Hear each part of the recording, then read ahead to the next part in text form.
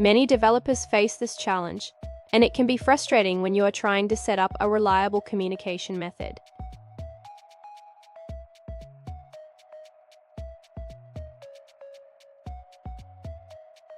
Here is the specific question we're addressing today. One user asked, what can I use in Net Core for inter-process communication, along with Kettons for a publish-subscribe model? If this sounds like your situation, stick around as we break it down. So, what are your options? In Net Core, you can use alternatives like grep or Signora for IPC. Both of these frameworks support duplex communication and can handle pylons of effort. And don't go anywhere. At the end of this video, I've shared a quick tip on how to choose the right framework for your specific needs. To begin addressing the user's question, we will explore using grep for inter-process communication. In Net Core, grep is a modern high-performance framework that supports duplex communication.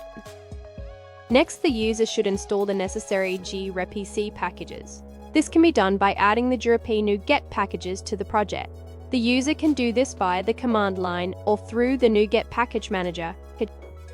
Now the user needs to define the service contract using protocol buffers. This involves creating a proto file that specifies the methods and message types for the communication.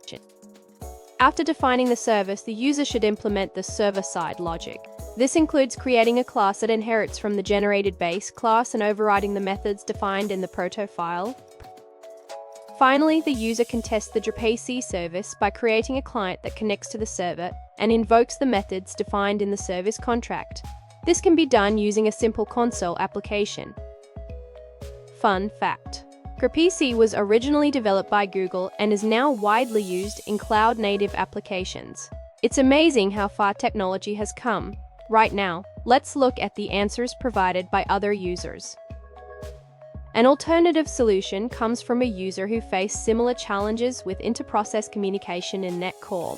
They found existing options too dependent and lacking proper two-way communication. The package allows you to set up a pipe, server, and client with Kettons. The server uses a JSON and a tempo to handle method calls. Here is a quick look at the code. The server waits for a connection and invokes methods like concatenate, while the client connects and performs operations like add numbers. If you found this video helpful, please subscribe for more insights, and remember to explore these frameworks further to see which fits your project best.